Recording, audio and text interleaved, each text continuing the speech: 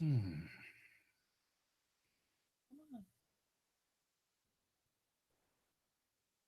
we're streaming. Isn't that illegal? I'm sorry? Isn't that illegal? Streaming? Merrily, merrily, merrily. Mm. All right. That's it. And we are streaming. Hey, folks. Welcome, welcome, welcome. GeoSnippits Reboot Podcast, patron pre-show. Here we are. Never, boys and girls, just want to give you a little advice from Uncle Andy. Never get in an argument or an altercation or any type of negativity with your special other person before you go onto a show. I'm just saying. Now, tell them what you said to me tonight. I said you were beautiful. Yes. I said you were wondrous. Yes. And I said I love you when you're like that. No, you did not. Say what question you asked me. Oh, I said, are you shrinking? Meaning height. Because for some reason, when she was trying to put her knuckle into my side, she seemed shorter than normal. I'm just saying. So yeah, it's all good. It's all good. So yeah, it's Thursday. How's it going? Of course, I always try to tell people about the magician and his wife when they got in an argument just before they went on stage, and they went through the show and got to the point of where he actually saws her in half. So he starts the routine and he cuts her in half and pulls her apart, and one side of her is on one side of the stage, the other side of her is on the other side of the stage, bows and leaves. I'm just saying, you know, there are all different ways of things. Now you've been told to duck and run. Duck and run. Can you scroll that down, please? I will scroll it down. So yeah, I'm just saying. Yeah, hey Static J, how you doing, sir? Good to see you. So yeah, it's you know, it's a thing, and that you do. That payback is a bummer, and I'm sure she'll come up with something cute. I usually do. Mm-hmm. Yes. Just saying. I love you. Mm-hmm.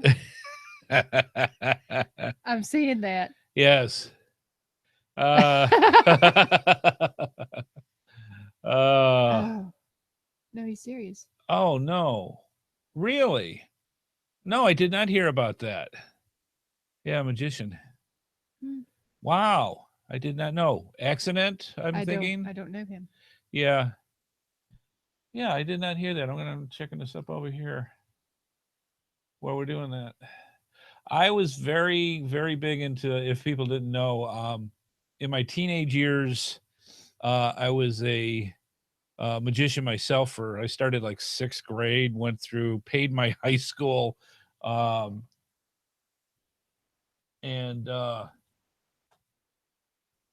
just went all across the country. Here it is. Okay. Thank you. Yeah, I did not hear about that. Oh, him. Yeah.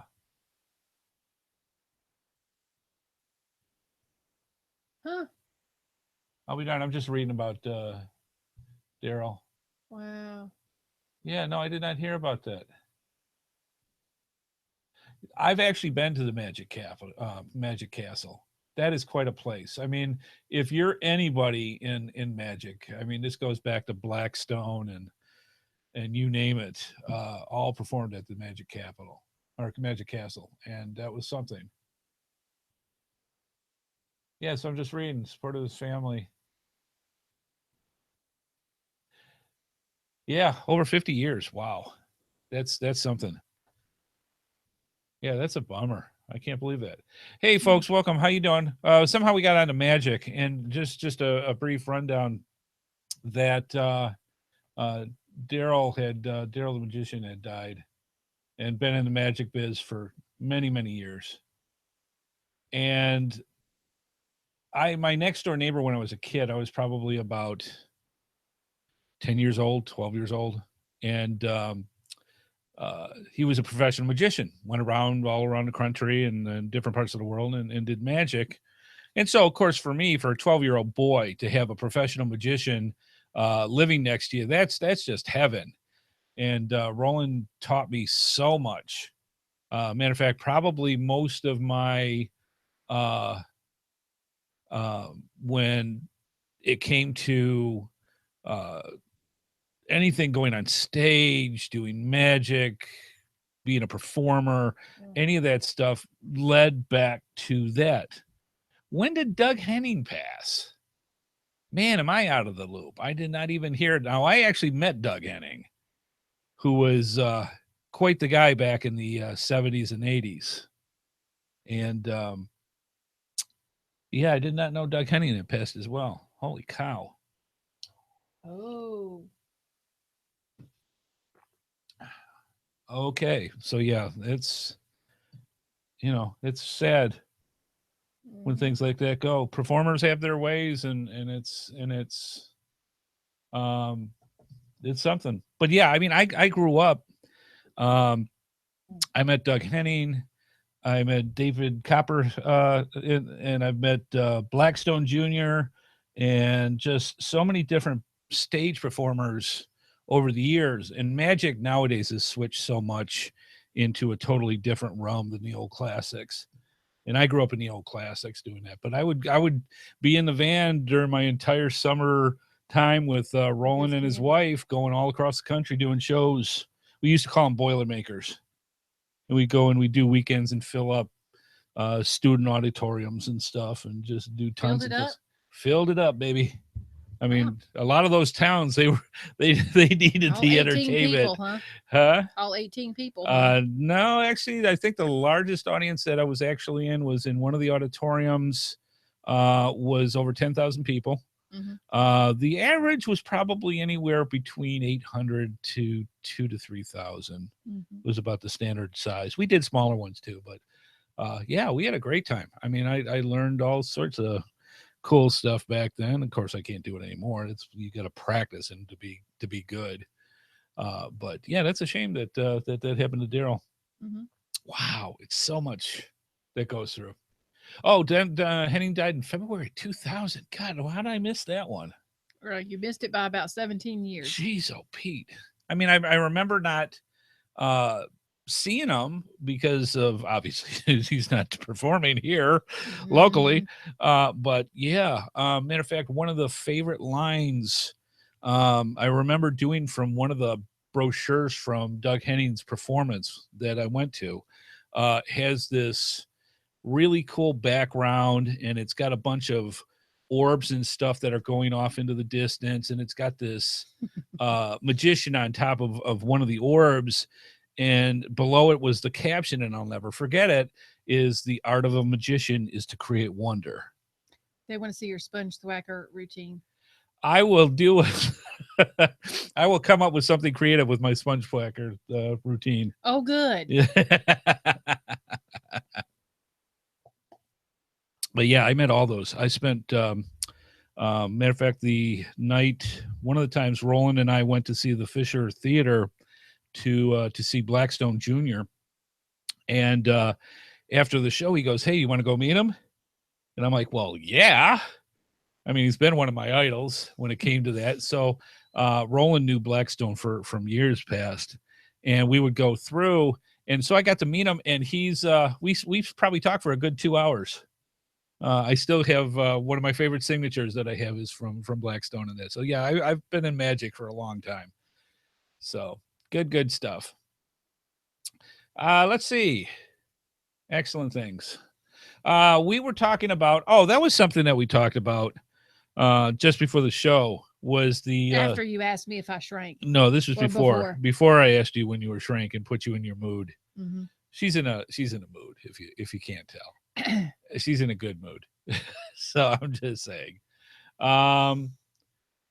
Yeah, that's how it is. It's whacker routine. Just don't sing. I won't. I will sing. No, we won't have any of that stuff. Right. Yes.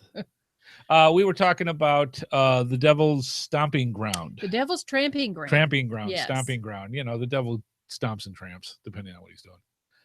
But yeah, it's a circle that is in North Carolina in Chatham County. And I did not know. I vaguely remember actually a documentary or something about said thing, and a long time ago. And Amy had brought it up because there's a geocache there. There is, and one of the our friends on Facebook with a geocacher. Imagine that. Mm-hmm. And she had mentioned it, and then she's like, "Well, is there a cache near there?" Yep. Apparently, there used to be a virtual there. How do you stop Why a virtual? you stop a virtual there? I have no idea. Anyway, because another cacher said that, and then she actually posted a cache that's nearby there, and so I think she's going to go get that. Yeah, and I thought, what a cool day trip. Now, the way the Devil's Tramping Ground works is it started Says out the guy from Michigan. So, well, she told about it. Like I said, I saw the documentary. There is this patch out in the middle of nowhere in Chatham County that it's not going to faze me tonight. That challenge accepted. it's a perfect circle that started out at about 40 feet in diameter. And the legend goes that at night the devil thinks and plots his plots. I'll just leave that there, and walks around in this circle. And in this circle, nothing grows. There's not a blade of grass. There's not weed. They have planted trees there, and they withered and died. Yeah, they've done all sorts of things. If you place an object in it before nightfall, when you come back, it'll move. That kind of stuff. And legend goes back all the way back to the Indians and beyond. So this is not some recent thing. And so, I mean, there were guys. There are stories about people trying to camp inside that circle, and they wake up somewhere else. Right. And the word sanity came in once or twice with this. Yeah. It's supposedly if you see the devil when you're in there, you can't see if you see the devil's face, you go insane. So that kind of fun. So there's this whole legend. And the first thing that popped in our minds was we got to go do a day trip. Heck yeah, man. And go do this thing. So what you got? Yeah, so we're going to actually go. It's actually not that far. It's only about an hour away from us. And who knew? So yeah, we'll go check it out and do a thing there. No mushrooms. Toadstools maybe, but not mushrooms. No, I think he actually means the last part. That's what I meant. Yeah, I know. Like Senior Hector. Yeah, Senior Hector Shroom. Yeah. Anyway. Yes, it does sound like they do. Yes, maybe nearby. But it's a fun story. It's a great story, and we I do love actually stuff. have the result of it, but we're not going to. Yeah. Takes all the fun out of it. Yeah. Because I read it and I'm like, because they sat there and disappointing now. They're talking about it, and it's like they're trying to do this positive spin. Back when the Scottish Irish came the Scotch Irish, they all I'm quarter both.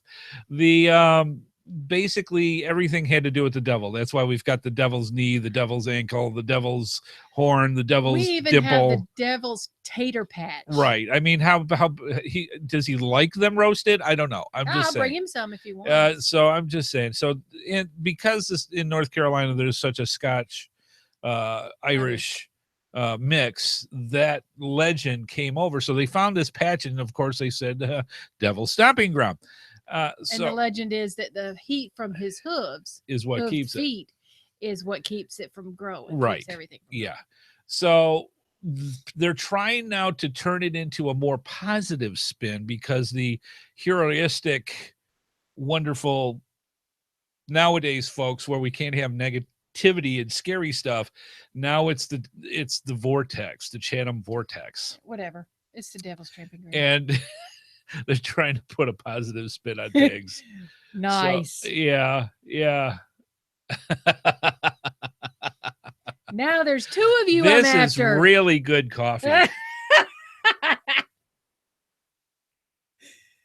Static J wants to see how far in the back of the doghouse I can get before the night's over. No, that's not yours. Okay. Yeah. All right. So I'm just saying. So anywho, I'll forget about it in like a couple of days. Or about an hour. Sooner. Yeah. But it's one of those stories that you got to go see. And they told you now that it's not as big as it used to be. Story of my life. And it's I'm just saying.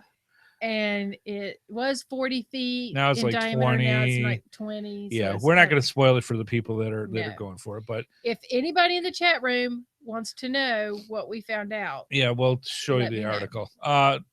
It boils down to Indian tribe fights, and that's where the blood spilled, to alien engines. Now maybe it was alien engines. Alien Indians? Yeah. I don't think so. I think that would do it, man. You got a combination of both. And it's, I'm just saying. So that's why the circle's there. So anywho, pretty cool. I think it's worth a day trip for an hour's drive to go see the devil's tramping ground. I think that would be awesome. Yes. Yeah. So yes, I'm just saying. I'm trying to think of anything else going on right now. Work, lots of work, doing different things and trying to get my new job. There is nothing worse trying to wait for an approval for a job that you need and having things get dragged where it's like, well, this week they didn't able to do this and wait another week. They're telling him he's going to start Monday, and yet they haven't called him at all. Right. So, really? and it's one of those things that can literally tomorrow I'll get a phone call and they say, Andy, show up Monday. All right. Waiting for the call is what's killing me. Driving me nuts. Hey, Ping's in the room. How's it going, Ping? So yeah, lots of stuff. Nor'easter for if you're up in Maine and New Hampshire and up in that way, they're talking about another like foot of snow kind of thing. So sorry. Hey Ping, how's it going, dude? So yeah, lots of stuff. It's really it's cool stuff. I'm just trying to think of anything else that's going on. Spring has sprung. It's one of those things. It's like 80 degrees. Somebody's going to throw the magic summer switch, and it's all over with, and you won't be able to breathe until like October, and then it goes back to the 60s. Mm-hmm. So it's like, welcome to spring. We still have a breeze. Yeah, we got it. We still have a breeze, so we know it's still spring. A couple of brown thrashers making a nest next to our bathroom. Sorry, birds. I'm just saying. Yeah, it's. What other things we got going? Anything major? As she types to the people in the chat room. Woodstock is coming up. Oh, Ping. Yes, Woodstock's coming up. Absolutely. I got to get in touch with all the other podcasters. There's actually going to be a podcasting area made just for us. Not just us, meaning us, but for any of the podcasters that are coming for Geo Woodstock if they want to. I'm going to bring my equipment and I'm going to let them use it if they need it.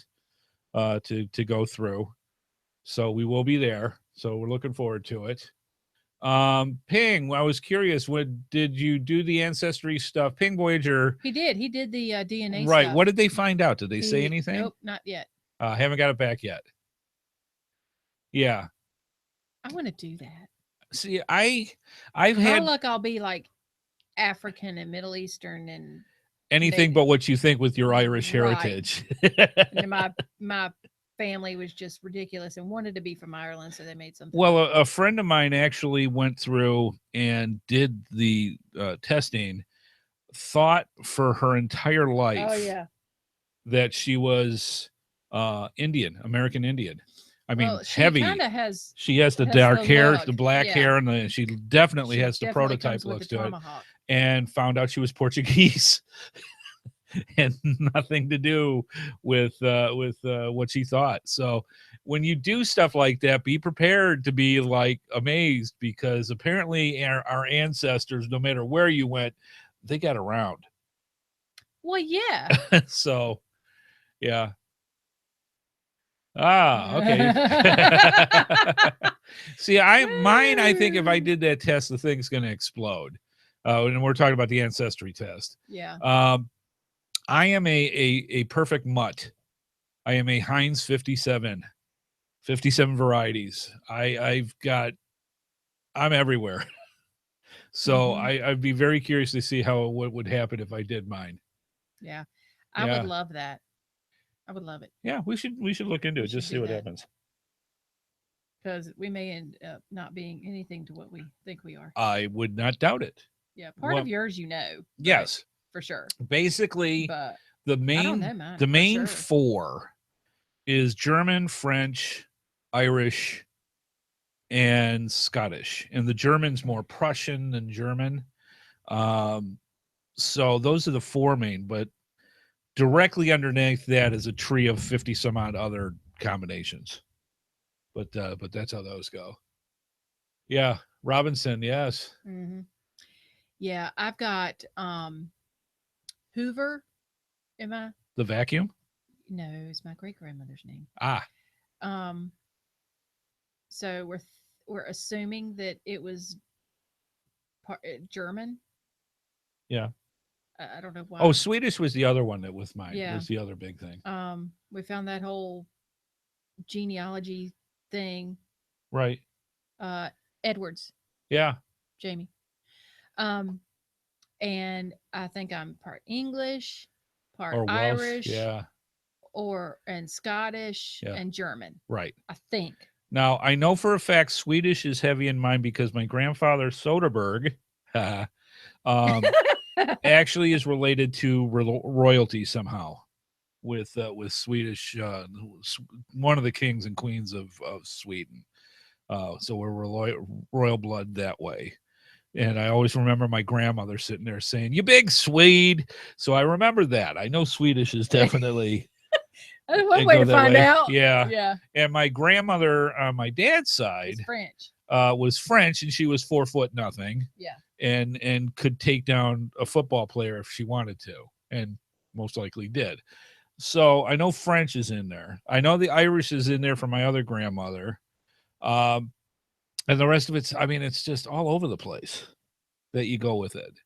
And it's weird how things twist too, because like my last name is Smith, but when one of my ancestors came over on my grandfather's side, it turned from Schmidt for the German part to Smith. That sounds like so there's all sorts of weird stuff that goes on with families. It's just bizarre how things like that go. And you just don't know. You've got the heritage that people talk about all the years when you go to reunions and you go to holidays and all the stuff that people bring in, and then you find out that it's half of it's not even true. InfoFair said her cousin's been working on theirs for 30 years. My sister has been working on the family tree for years. Has she? Years. I don't know how far she actually got with it. I can see if you do it. But I remember going on, I know she did some stuff because I remember one time I got a free pass on Ancestry.com and saw a picture of my grandmother when she was a kid and saw it. They thought, her mom thought they were Dutch, but it was Pennsylvania Dutch. different kind. That's funny. But heritage is a weird thing, man, because, who knows what happened for that. But it's cool to find out. It really is. As long as you don't have too much of the what the heck kind of moments. So yeah, just a wee difference. Yeah, just a bit.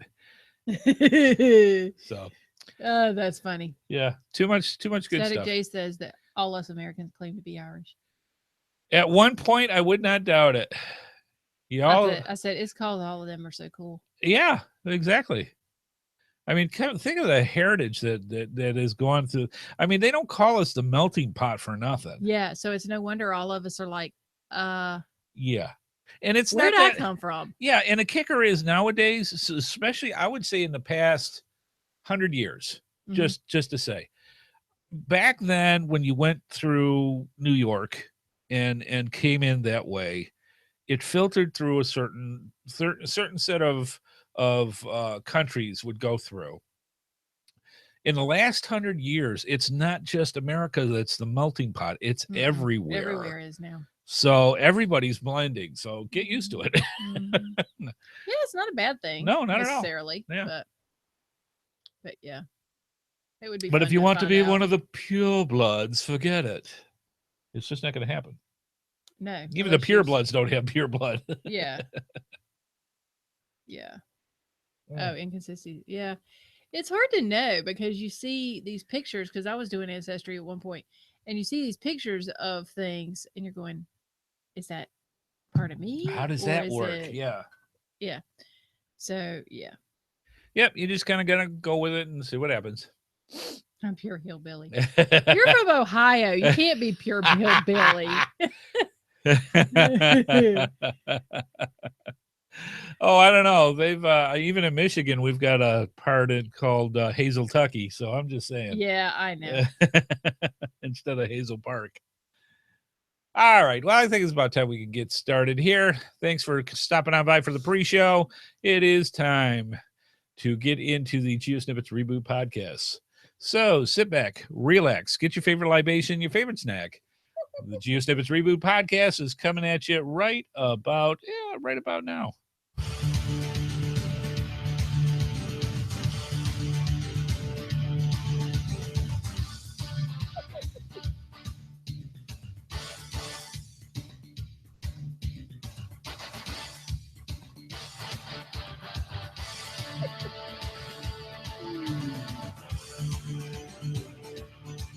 Well, hello, and welcome.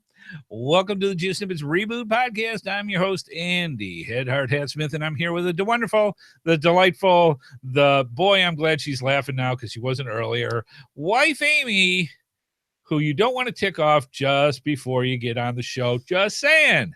So it is, let's see, March 30th, 2017. So and this is the Think Before You Speak show.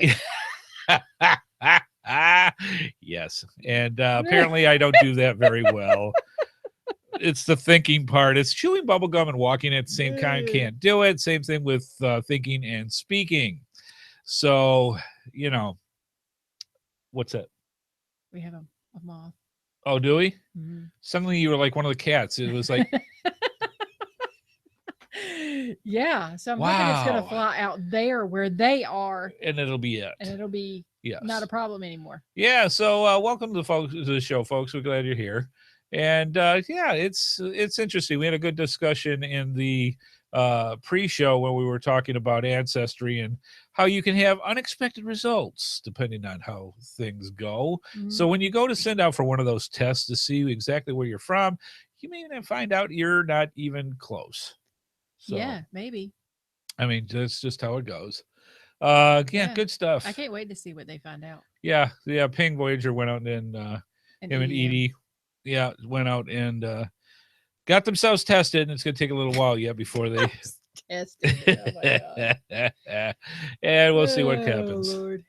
You know, I have to ask Ping, when you do that, do you got to like pee in a cup or something, or drain blood, or what do you do? You like swab the inside of your mouth or something, I think, and stick it in there and send your DNA. So if you eat a box of Oreos before, you might be coming from Canada instead of Mexico, or what?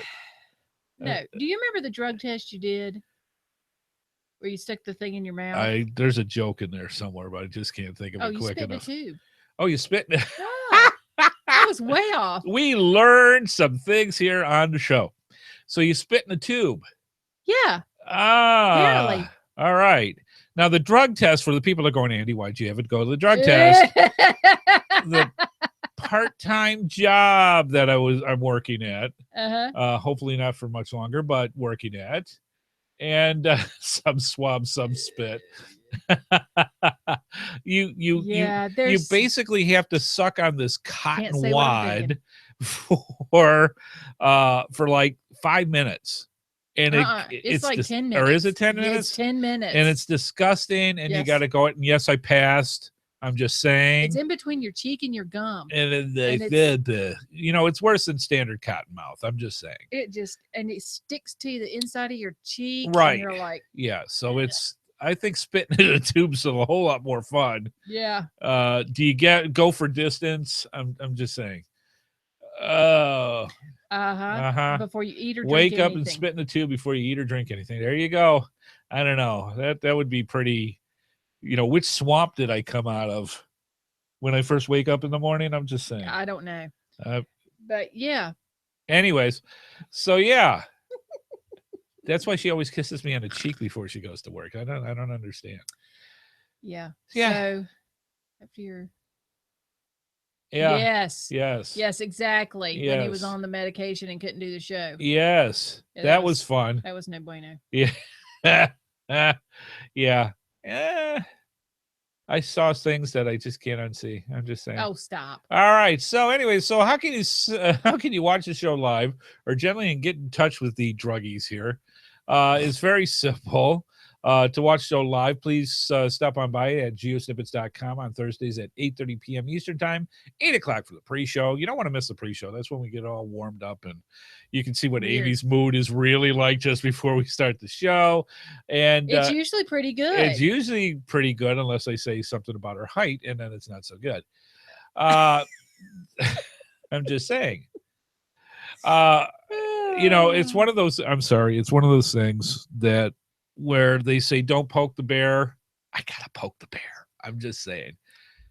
Normally, I'm like done and over with it, but yeah, because we'll get in an argument. Have you shrunk thing really kind of, and when we get to the point where she's really getting mad, and then I say something, and then she actually goes out and says, and he speaks more, so you know that you're in trouble. When you're actually getting to that point, and he's still talking, so and our mouth is still here.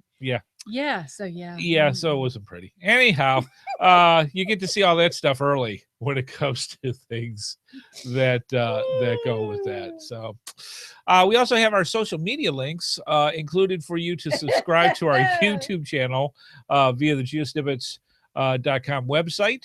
Finally, we have our voicemail line where you can call in your questions, your comments, your suggestions by calling 919-341-9519, or you don't have to even do that. On the right side of our website screen is our send voicemail tab.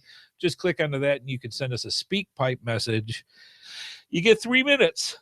I drink coffee. I know I did.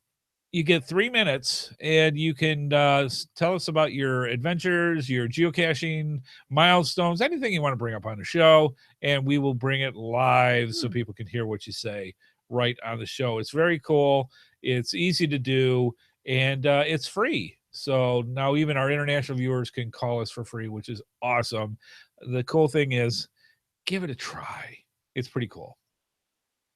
And apparently we have viewer feedback this week. Actually, it's more like news-like stuff. Send us some feedback. We need more feedback. Well, anyway, we have news-like stuff because I don't know what we're even talking about. If you go to the meetings, if you had them, I would. Less than 1 week left to submit Donnerstag events. The Donnerstag, yes. Okay. March 30th is the last day to submit your events to geocaching.com. If you don't have any events in your area, follow our guide on how to host an awesome Donnerstag event. And you even get the stag in there. That's very nice. And be one step closer to earning the Donnerstag souvenir. Yeah, see, what happens is Signal's going to go on a road trip more than usual. And he's going to go to different places around the world. And the next one is at Donnerstag. And I believe that's Germany. And you go there and you don't, because you're like us, you can't go to Germany right at the tip of a hat. If you go to an event on April 13th, 2017, you also will get the event souvenir just as if you were there. That's amazing. So you can do that. But If you don't have one, we actually have one in the area, so we can go to. Really? Yep. And Tater Tot's doing it, by the way. And if you don't have one in your area, you might want to start one for yourself and have it so other people can also get the souvenir and just hold an event anywhere, at a restaurant, whatever you want to do, meeting place, however you want to do it. Do a flash mob if you want. Do the event, but you have less than a week to get your event in if you're going to do an event. So that's that one. That's a Thursday night. That's a Thursday. Yeah. April 13th? I believe so. Yeah. That's a Thursday. Yeah, okay. Just saying. Maybe we'll take the show there. I didn't realize it was Thursday. It's a Thursday. Okay. So. All right, let's do the second part there. Okay, it's the last chance to host a spring 2017 CETO event. Yes. The Cash In Trash Out week is almost upon us. On April 22nd through the 30th, geocachers around the world gather at events to clean up the geocaching game board. Mm-hmm. Planet Earth. Yes. Whether planting trees, removing invasive species, or simply tidying I can't watch that. Simply tidying up a park, you'll earn the 2017 CETO souvenir by attending an event. And if you can't find an event near you, learn how to organize a successful CETO event on, what's the website? Geocaching.com? Right. Okay. Just remember that all events must be submitted to at least 2 full weeks before the event date. And that 2 full weeks is by April 8th. Right. So if you're going to host a CETO event, you got to get it in so that you get it in time for them to do an event for CETO. So it's either Donnerstag or CETO or both. Go for it. Yeah, whatever. So get those through. Mm-hmm. Excellent stuff. Okay, moving on to our GeoSnippits Reboot Podcast Geocaching Poll of the Week. This was a fun one. I'm going to bring this up for wife Amy so that she can read that. And I'll bring it up here. All right. How much time do you spend getting ready to go geocaching for an afternoon? 3 to 4 hour adventure. Right. How long do you take to set that up? That's all right. At 6%, more than an hour. Good grief. 11%, I don't plan at all. I just go. Now that sounds like me. 20%, less than 10 minutes. Okay. 26%, 30 minutes to an hour. Right. And 37%, 10 to 30 minutes. All right. Yeah, that's, so when you just got an afternoon to go out geocaching, how much time do you actually spend? And that's about what I would say. I think that was pretty close on there. We had a few viewer insights. Jamie said, I grab my Anchor Power Pack and I get my cache on. Mm-hmm. Absolutely. Joe said, if it was just my husband and I, 10 to 30 minutes, grabbing all the things my 3-year-old will need easily adds another 30 minutes. Mm-hmm. And Tim said, need lots of research to identify quality caches, solve quality puzzles, and plan nice routes. So, yeah, sometimes people got their, I'm going to get I'm like, hey, you've got the bag in the car. What else do we need? Besides, grab some water and let's go. Yeah, but if you've got puzzles to do, or if you're out for quality as opposed to quantity, that takes some time. Yeah. So we got a good smattering there of all three. Excellent stuff. All right, let's. I like to figure it out on my way. Moving on.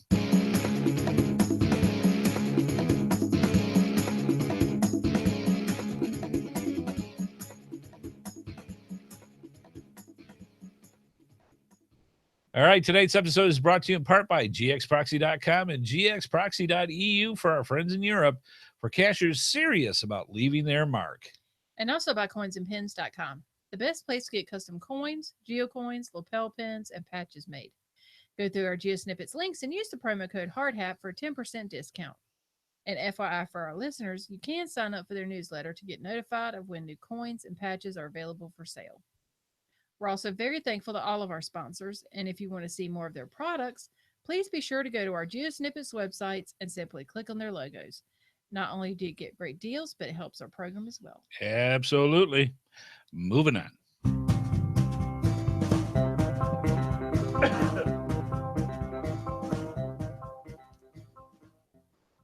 Yeehaw! Yep. Random geocaching topics of discussion.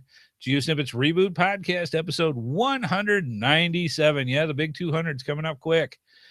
So do you remember in one of the episodes of The Pirates with Johnny Depp? The movies. Yes, I remember those movies. You remember those movies? Yes. Do you remember when they were trying to put together the 9 pieces of 8? Yes. All right. That always confused me. Right. They say why is it 9 pieces? Why is it 9 pieces of 8? Right. Why 9 pieces of 8 instead of it just being 9 pieces of junk that we just had hanging around in our pockets? Exactly. Okay. Well, tonight's episode is it's not a Mish Mash episode, but it's kind of a bunch of smaller topics that would have been kind of buzzing around that I thought we could just kind of put together and call it a show. So we're calling the show Random Geocaching Topics of Discussion. We're being random. I do that a lot. Random. Just saying. I do that a lot. So we've got several items. And the last one I'm actually kind of encouraged to get into more and when we get there, because I did not know this. So this little nugget might be a little bit of information you didn't know. All right. So here are some of the random topics that we have that I came through actually rummaging through the geocaching.com forums. Oh, Lord. Don't go there without a safety line. I'm just saying. All right. One of the topics was called that we could talk about is caches that magically reappear. And it goes with this. A year ago, I had a DNF on what seemed like to be have been an easy find. Last weekend, I was caching in the same area and read the logs for the cache since I'd been there. I saw a string of 6 DNFs over 4 months beginning right after I was there. There was followed by a string of finds with no explanation of what changed. So I went back, So I went back to the spot and found the cache in under a minute. So what actually happened here? Do people actually replace caches and then not tell anyone? If so, it's mind-boggling to me that anyone was still looking for it after those 4 months. And out of that happens. And I've had it a bunch of times where you go and it's not there. Mm-hmm. And then you come back after a short amount of time and suddenly it's magically there again. I've had that happen.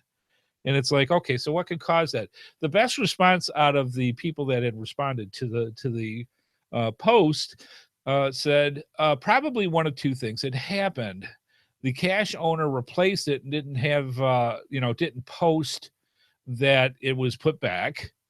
I could see that happening. Mm-hmm. Somebody just doing maintenance they were doing maintenance and didn't notify anybody, forgot it, and then got embarrassed and didn't want to say anything. Right. Or it's just one of those things of, yeah, I fixed it so people can find it now.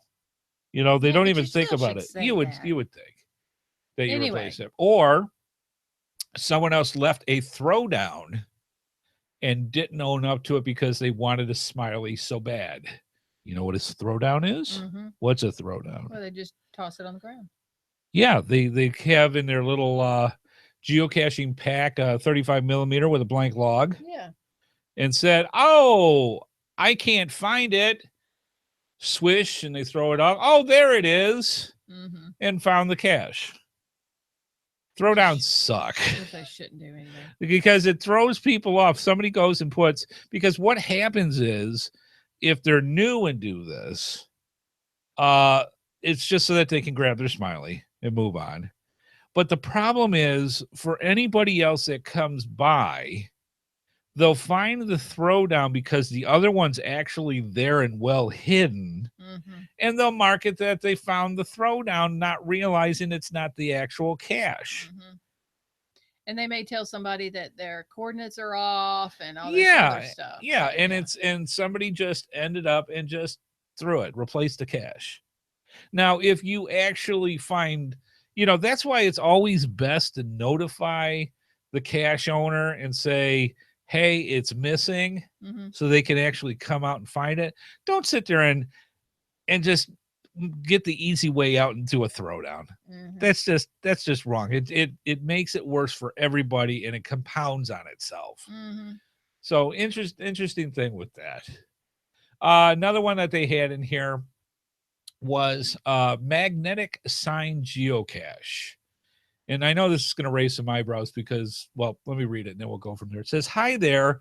I recently found a series of caches which used magnetic signs, but you actually wrote on the back of the sign on a printed log on the back, not a piece of paper on the back, just physically there are lines on the back of the sign.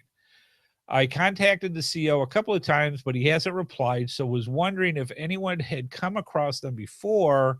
And this person was actually asking so I could buy them. I'm in the UK. Thanks in advance." The best response that I got from this, and I've seen several geocaches like this, where it's a reflector or, like I said, a magnetic sign, that kind of thing, and you just sign the back to it. They are out there. Best response that came back is, by Groundspeak's definition, this is not a valid geocache. Now, this, I would say, in the chat room could probably tell me one way or the other. It's been a good 2-3 years where Groundspeak just said, no, this is not a proper geocache. A geocache has to have a what they consider a separate removable log to be a valid geocache. So I'm thinking it's not actually an illegal. They're not saying it's an illegal geocache per se. It's just bad form, I think, is the way that it's coming across with that, because there are ones out there. But somebody else said the best idea given with that is that true, but still very useful for waypoint information. Now, I think that's an excellent idea. If you're doing a puzzle cache or a multi-cache that you go through and you want to make a waypoint that people can find, which is perfectly legal, and just have the coordinates on the back. Usually stuff like that I think is awesome is if you actually have it, you can just put the coordinates or the next clue on the back of it and put it back. Or do cool things like infrared ink. Yeah, that's and you can sit there where you need to use the infrared lights on the back of it to make it even more cool to find your clue or your coordinates that go with that. So that's the other one that was on there. Any other thoughts about signs in general? I'm just saying what they have on here. I'm looking at the chat room that they have on there. All right, sorry about that. So let's see. Next one. Now, I don't know, Amy, if you've actually done this before.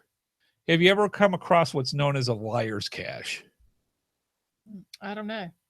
Okay. Can't seem to find anything on gc.com about whether or not these are still allowed. I thought I remembered that they were not, but I could be wrong. Okay. Let me explain what a liar's cache is.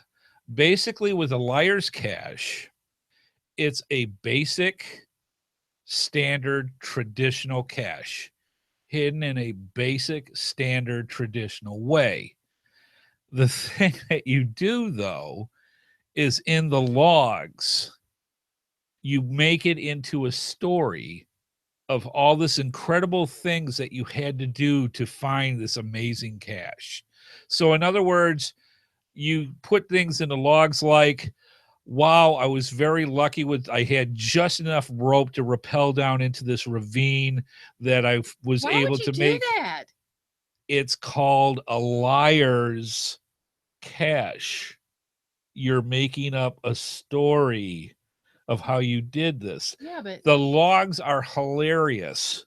Oh. I was able to get there. The shark almost got me just as I was coming up for my last breath of air.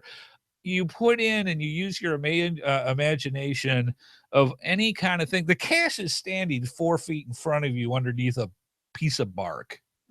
But you're coming up with this extravagant story when people read the logs about what it takes to find the cache. They can be pretty elaborate. Very funny. Lots of stuff that you can talk with it. So yeah, there's also the best answer that they came back with. Event caches should always have a 1-star difficulty rating because it is easy for geocachers to find events. They are in plain sight or can be found a few minutes of searching. It does not matter how difficult the event activities could be. So it could be used in an event. Or this, I was watching one where the CEO invited finders to post a fictitious story about their find. Some posts were quite entertainment and humorous, fighting off tigers, swimming across an alligator invested river, etc. Sounds like okay fun to me. I have found several liars caches that you're like, oh, why is this? Why is this so where's the ravine? Mm-hmm. You know, that kind of thing. So there's a lot of fun that you can get into with liars caches. Okay. Yeah, fun stuff.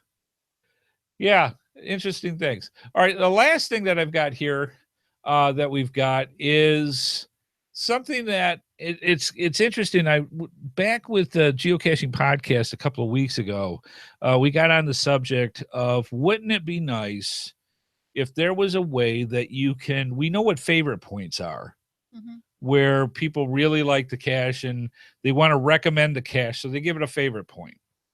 And if a cache gains more and more favorite points, people tend to go to it more often because it's popular. It's got some oomph to it.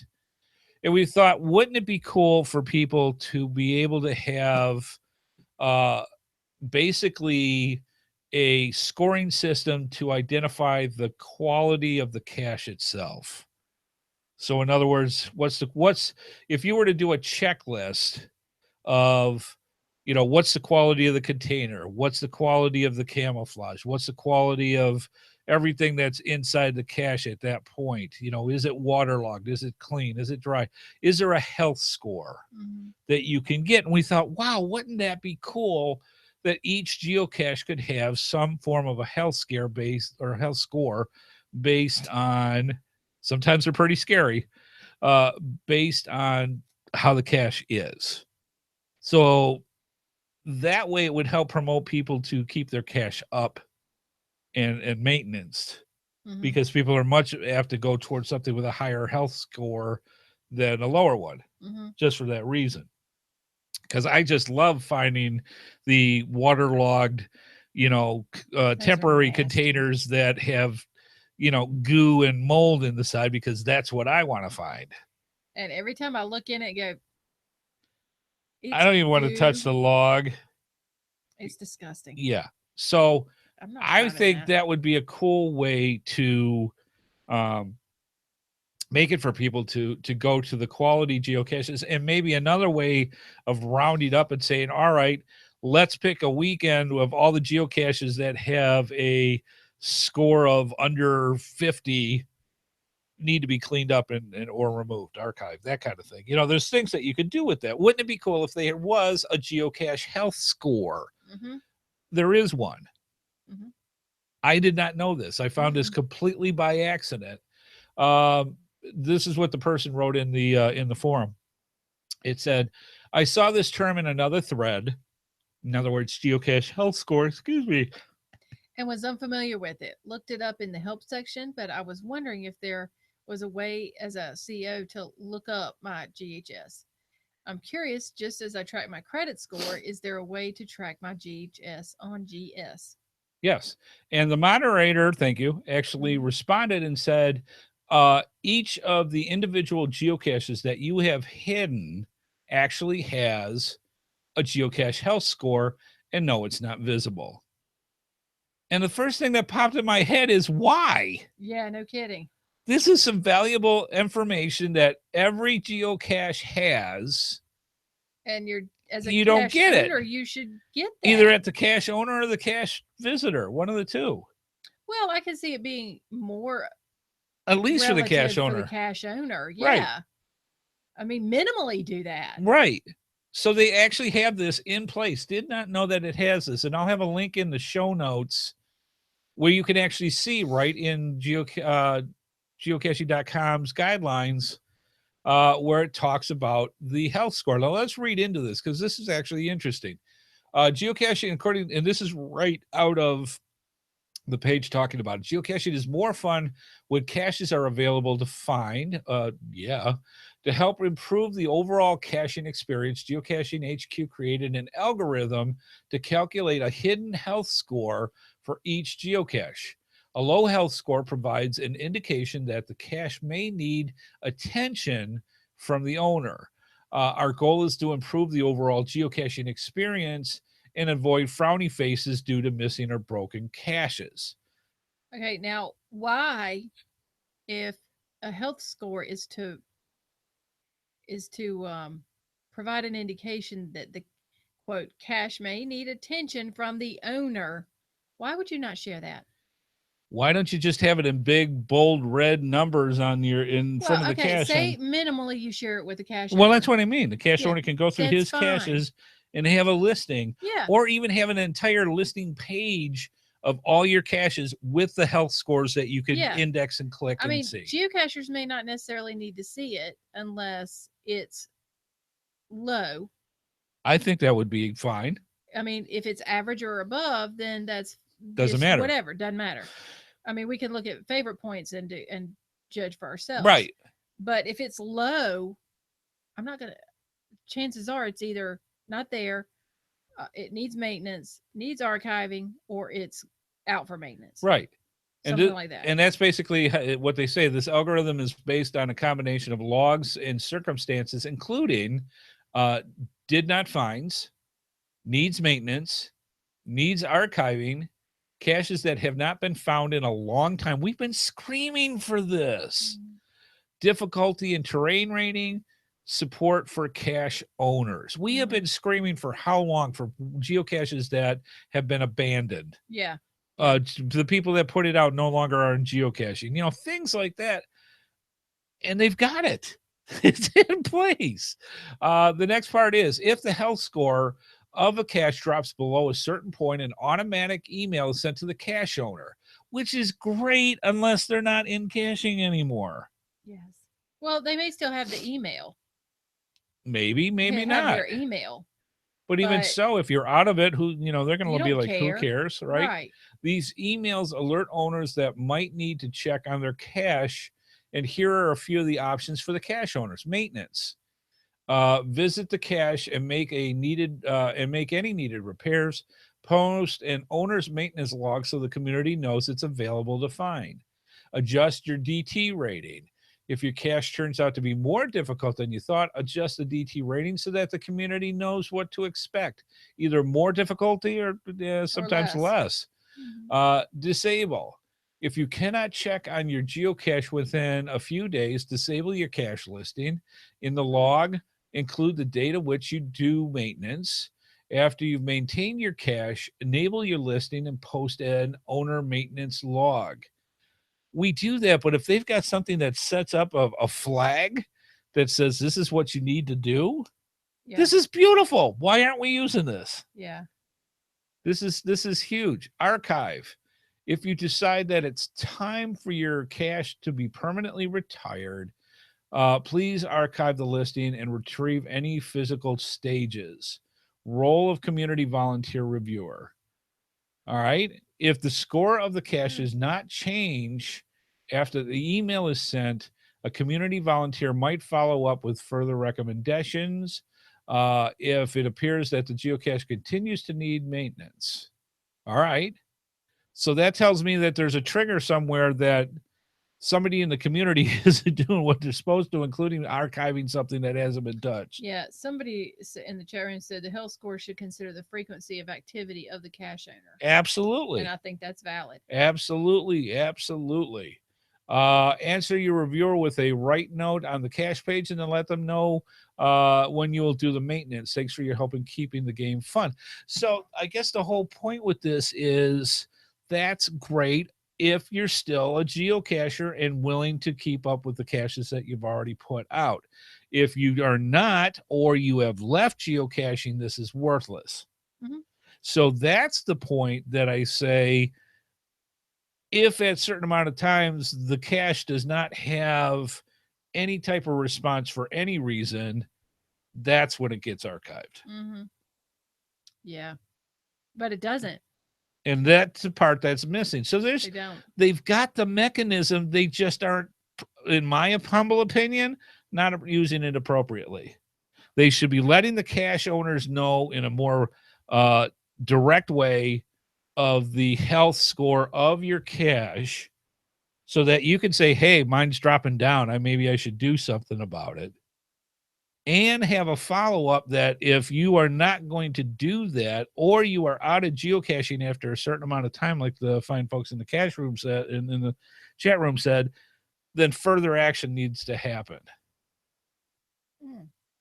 So interesting. I'm not quite sure what they've got the mechanism. It's there. They use it. We can't see it. That seems wrong to me. I really think that seems wrong. Yeah. All right. So that's my thought. Something, little nugget there that I thought would archive the caches or put them up for adoption. Yes, or put them up for adoption. There's plenty of caches out there that I'm sure people would want to take over, especially, the more popular ones that that go on. I've adopted 50, 60 caches over my career with things. Archived a lot too. Yeah. I guess the other part that really needs to be considered as well. All right, if you're going to archive said caches, who's then going to go pick up the geo litter? Well, I think that should be the cache owner's responsibility. But they're out of the game. They're not doing it anymore. Then go get your mess. You know where it is. Yeah, but people aren't going to do it. I'm just saying. So who will? Who should? Who can? Yeah.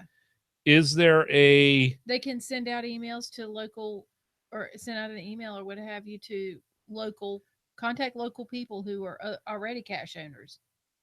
That's a possibility. Do you want to adopt this one? That whatever. Or can you pick up the litter? And right, pick up the toss cache it or whatever. Yeah. Yeah. Because that's a necessity. Yeah. So there are definitely holes in the system, but when I found out that they've got the algorithm, they've got the way to do this, they've got every geocache marked with a health score, and then we don't even know it exists. That just seems wrong to me. That just seems... What if they pass away? Yeah. Yeah. All right. So then you have a community volunteer that says, yeah, I'm willing to go out and pick up for a month. I'll pick up the ones that become available that are out there. Things like that. There's got to be a little more community service in this geocaching community to do something like that. Yeah. We got to start stepping up as cachers and taking care of this stuff. Right. Too, because reviewers and the cache owners can't always do it. No. So, yeah. Yeah. Okay. Some of the state organizations have cache retrieval programs. Michigan used to, and I think Wisconsin does. Yeah. All right. Okay. And it's not, let's face it, out of all the caches that are out there, the ones that get archived, how many, after the first wave that you would have to go out to clean up the ones that really need to be picked up. After that point, there can't be that many geocaches that go defunct on a regular basis. Yeah. So to be able to sit there and say, okay, for 3 months, I'll pick up all the ones that are in my 10-mile square area. I'll pick up the geocaches that get archived. One person says, I have a geocaching will and testament on my local geocaching website that states my wishes if I'm no longer available. That's an awesome idea. What a fantastic idea. Yeah, way to go. I love that. That is really cool. And it really actually should be. I actually have a blue book that I have, a notebook that has where all my geocaches are hidden. And as they get archived, I mark them archived and go in there. But the idea was kind of under the same principle. One, you get older and you kind of forget where you put stuff. So you've got your note saying this is where you hid the geocache. The other part is just that for something like that to have, so that if something does happen, and it doesn't have to be death, it could be disabled, it could be whatever, you're moving, whatever.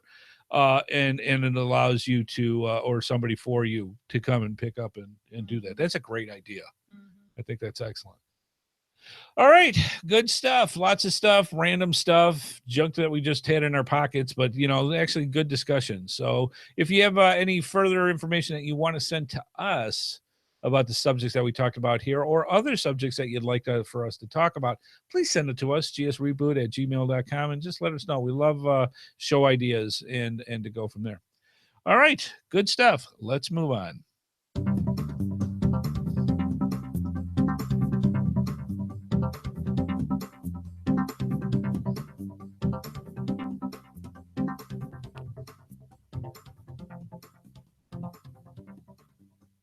That is the longest music ever. It's literally 2 seconds longer than the other transitions. Your support helps keep all the GeoSnippits Reboot shows running along. Please consider making a PayPal donation through the link on our website to support our efforts in your ongoing entertainment. From all of us at GeoSnippets, we thank you. Absolutely. And also, please consider, I know we say this each week, but we really do mean it. It costs money to do podcasts, and we need all the help that we can get so we can continue on doing it. And if it wasn't for you guys, we actually could not. So please, if you can spare a couple of bucks each month, either click on our PayPal or our Patreon logos on our website on geosnippets.com. And if you can throw us a couple bucks each month, we would greatly appreciate it. It help keep things going and pay for all the stuff that we got to pay for to keep the podcast on the air. So for the folks that are doing it, thank you so much. For the ones that are considering it, please jump over that ledge and send us some money. I'm not too proud to beg. I'm just saying, please. We greatly would appreciate it. And for everybody, we thank you so very much. All right. Good stuff. Let's move on.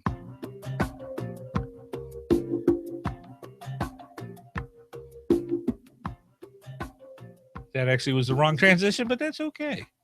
It's all part of the fun. It's smooth. All right. GeoSnippits Geocaching Cash Stash. Let's explain what that is. We have some of the best companies in the geocaching world, and they are wanting you fine folks to know about the products of which they provide. So what they do is they send us these little packages of geocaching love, and we go through and we look at them and we oogle them, and then we realize we can't keep them, and then we get depressed because we take those prizes and we give them to you. Because but that's okay. That's fun. That's how it is. So anyways, we do that each and every week. And last week for episode 196, wife Amy, what was the prize? It was a GeoSnippits Reboot badge. She was waiting for me to say it. It is a one-of-a-kind GeoSnippets patch, glows in the dark, trackable, made of durable rubber. It's a great nightlight. It's a great nightlight because it glows so bright. Yep. And it's also fantastic to put on your hat, your geocaching patch, just, put a magnet on the back of it, put it on your fridge. Put on your nephew's forehead. Or your nephew's forehead, or funny. Put it, I'm just saying. You'd love it. Yeah. So get them. They're on sale right now off of the GeoSnippets website. And it's magic. Yes. So that's what we're giving away this week for our prize. What was the question? That's so funny. Okay, this small device is Garmin created and is used on multi-caches. Okay. It uses new wireless beacon technology. What is this device? All right, and it is a chirp cache. A chirp cache, or using a Garmin chirp to do it. All right, let me bring this up here. So the way this works is we have wife Amy's got her magic coin that she's going to flip. I also have, as I bring this up as I'm speaking. Did you know? Yeah. All right. I also have all the emails that were sent in to me for answering this question. And I also have, where is it? Don't lose it. I'm not going to lose it. All right. A random number generator that has a number between 1 and and the total number of correct answers that we have. and I'm going to hit the magic number. Now, say if the number was 4, it's not 4. And we, wife Amy flips her coin and it's heads, we would count down 1, 2, 3, 4 from the top. If it's tails, we'll count down from the bottom up 1, 2, 3, 4, and that'll be the winner. It adds just a little bit of randomness to who wins the prize. So, wife Amy, are we doing heads down or tails up? Heads. All right. Your winner is, and I'll let wife Amy double check this. All right. The winner is Carson Monroe. Carson Monroe. Carson, do us a favor. If you'd be so kind as to send us your address, just put in the email to gsreboot@gmail.com. I'm sorry, honey. Here you are. Put winner of episode 196 and send us your address, and we will get this out to you as quick as possible. And again, congratulations to Carson Moreau for winning one of our GeoSnippits Reboot Podcast trackable patches. Very, very cool. Okay. You all set? Mm-hmm. All right. Now, you might be saying to yourself, well, wait a minute. I want to win this. This is cool stuff. They have all sorts of great things they give away all the time. You don't need to type. How do they do this? Hang on a sec. Okay. So, to be eligible to win a prize from the Cash Dash, you got to send in your correct answer. If you don't send it in, you can't win. It's simple as that. All correct answers must be in by 12 noon Eastern time for this show, episode 197. Must be in by Wednesday, April 5th. That's next week, next Wednesday, April 5th, 2017. Email to gsreboot@gmail.com. That's GSREBOOT@gmail.com. Subject Q1. Very important. Subject Q1, episode 197. That's how we discriminate between 1 week and the next for that. So subject Q1 for question 1, episode 197. All correct answers will be put in a drawing just like you saw. Some weeks for the people in the live chat room, we also have a second prize like tonight. So that's what, right? We're going to give away a set of prizes as well for the live viewing audience. We do it at least once a month. And since it's the last week, we don't always do it the last week, but this month we did. We're going to give away some prizes for our lucky live viewers. So cool stuff. But let's move on to question for tonight's episode 197. Wife Amy, what is the prize? It's from cash-events.com. It is a mustache trackable and cash crate trackable. You cannot see this because it looks blank, but I promise there is something there. If you look at it through the light, you can actually see it is a mustache. I just saw the Million Ways to Die in the West, and there is a mustache trackable that you can put on your car. That's still a thing. There's people that still like mustache. Yes. That go from there, especially for, was it Bro? No, that's Brovember. I forget which one that they do the mustaches. Anywho. I don't do the mustaches, sir. No. Well, I got a little one. Anyways, you also get a cash advance cash crate trackable that you can put on and turn into a travel bug and send that out. So those two prizes. Thank you, Lisa, from cash-advance.com. So, wife Amy. I must ask you a question. Yes. What question would you give? What year was Geo Woodstock 1 held? Ooh. Yes, Geo Woodstock's just around the corner. Geo Woodstock 15 here in North Kakalaki. And so, yeah, what year was Geo Woodstock 1 held? Get your answers in to us by Wednesday to be qualified to win those cool prizes. Should be pretty easy if you can subtract.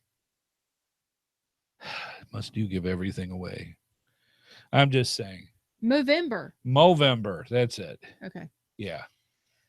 All right. All right. So that goes in. Let's see. Tonight. Ooh, a choice. You have a choice. We're going to give away for one lucky person, and you can choose your prize that we're going to do this. All right. So the way this works is we are going to do our famous GeoSnippits Reboot Podcast email race. So what you need to do is you have to set up your email. Don't send it until we tell you. And we've got a special flag for us to do it. And what you need to do is put your email and send it to gsreboot@gmail.com. So it's gsreboot@gmail.com. The subject you want to put, very important, Q2 episode 197. Oh, then I need to change that.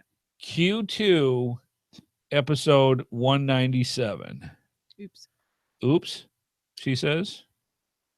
All right, so I'm actually putting this in my search here so that I have it the way that I tell the fine people that I have it.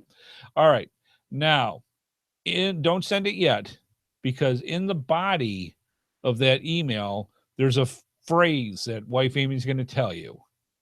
And after she tells you the phrase, then you can send it. So let's make sure we got everything straight. gsreboot@gmail.com, subject Q2 episode 197. She's going to tell you what to put in the body. The second she says it, then you can go. All right, Wife Amy, send the flag. Seize the day. Seize the day. Go.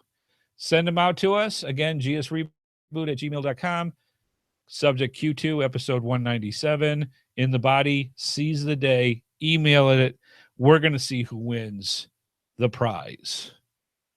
And you're going to get to choose Not what me. prize it is. And it's not us. Not me. So why don't we wrap up some of the show here, and then we will go from there. Wife Amy, I'm going to push the button here just because I didn't push the other one. So let's do this one because it's an you didn't do it. It's an odd one that we don't play often. But here we go.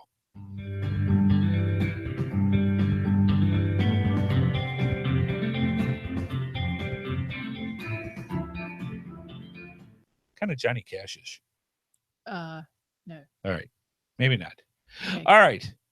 Wife Amy, I'm going to say this part that says this is my part. You're announcing that. Let us know what you think about tonight's show.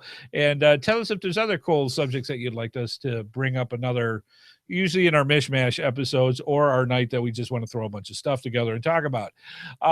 Please consider becoming a patron. Like tonight, please consider becoming a patron to our show. And, we appreciate all of the funds that you send to us, and we greatly, it helps keep the lights on. I'm just saying. Tell other geocachers, please, especially new geocachers, that we do a lot of tutorial type stuff to help newer geocachers learn on, but we also talk so much about stuff for the experience as well. So we're well-rounded. And if you look at my figure, you'll know exactly how well-rounded I am. So, please tell other geocachers about our show. This is your part. It is. Thank you to our sponsors, gxproxy.com and coinsandpins.com, plus our amazing patrons. Thanks to Andy HeadHardHat Smith, and thanks to everyone watching in the chat room. Please keep those comments coming in, y'all. Yep. And special thanks to dear wife Amy for not beating me or putting me in the doghouse when I say stupid stuff.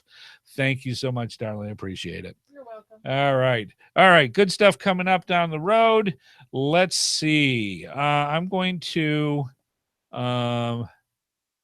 see if we got how many people we've got here. All right. Wow. Okay. Lots. Holy cow. All right. Good stuff. Wife Amy. How do you want it? She's just going to point. All right. Ready? All right. There's Seize the Day. Now, the winner is that good? Mm-hmm. All right. Jack Bentley. In his name of Gainesville. Congratulations, Jack. You won the prize. Now, you get to choose, Jack. Hand me the thing. So, I'm sorry. All right. There you go. So, you have a choice tonight of what you want. I actually need that for a minute. Okay, well, I got to type All right. it. So, the choice that you have tonight is kind of a smorgasbord of things. There you go. You have a choice of, I'm going to put these, I'm pulling them out of our very expensive storage bags that these will most likely come with.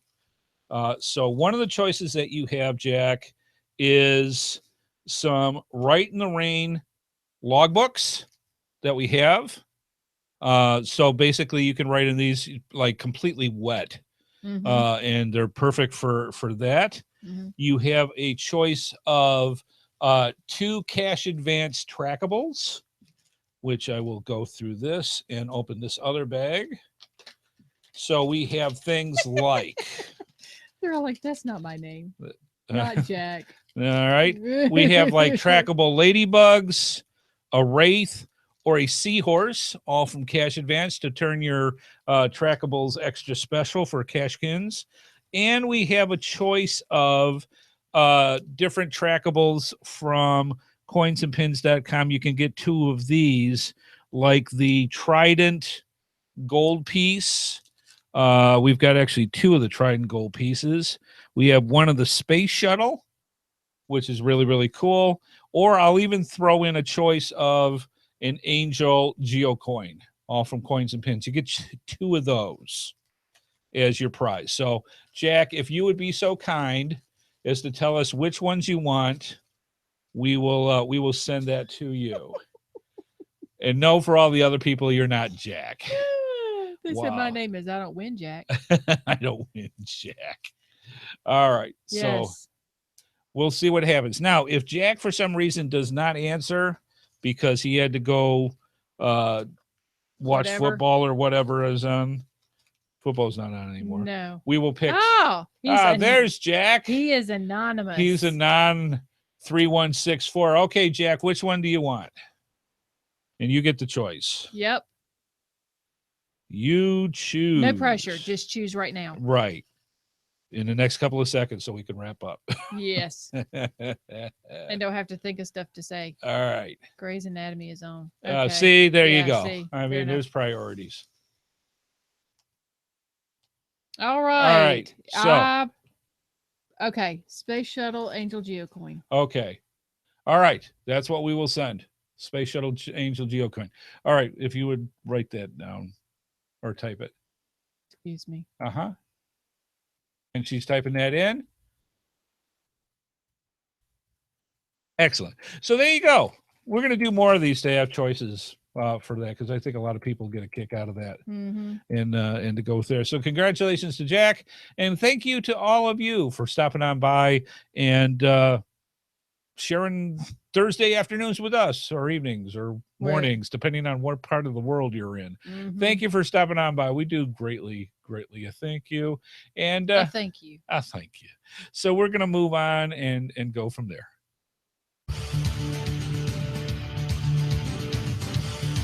Please be sure to join us each and every Thursday at 8:30 p.m. Eastern Time for another episode of the GeoSnippits Reboot Podcast, right here on the GeoSnippits website at www.geosnippets.com. The video version of our show is available on YouTube, and the audio version is available on iTunes, Stitcher, Blueberry, the Tech Podcast Network, Google Play, and many of your favorite podcatchers. We love hearing from our viewers and listeners, so please leave your feedback by emailing us at gsreboot@gmail.com. Visit us through our social media sites or contact us via our voicemail line at 919-341-9519, or send our website, send voicemail tab. I must have had GeoSnippits Reboot is a HeadHardHat production and is produced by Amy and Andy Smith. This show is copyright 2017 by Andrew T. Smith. All rights reserved. Suffering fuckatath. And I beat the song. Night, folks. All right, and clear. So there you go. Awesome stuff. I don't know if it was a corn syrup or what, but you didn't have corn syrup. All right, maybe it was something else. I'm not quite sure. Actually, what I wanted to say was cough syrup, and it came out corn syrup. It's you didn't have either of those. It's time for Andy to go Betty bye. All right, folks. Well, we hope you enjoyed the show. Lots of cool stuff, different things to talk about. Hopefully, something new that you never knew about. And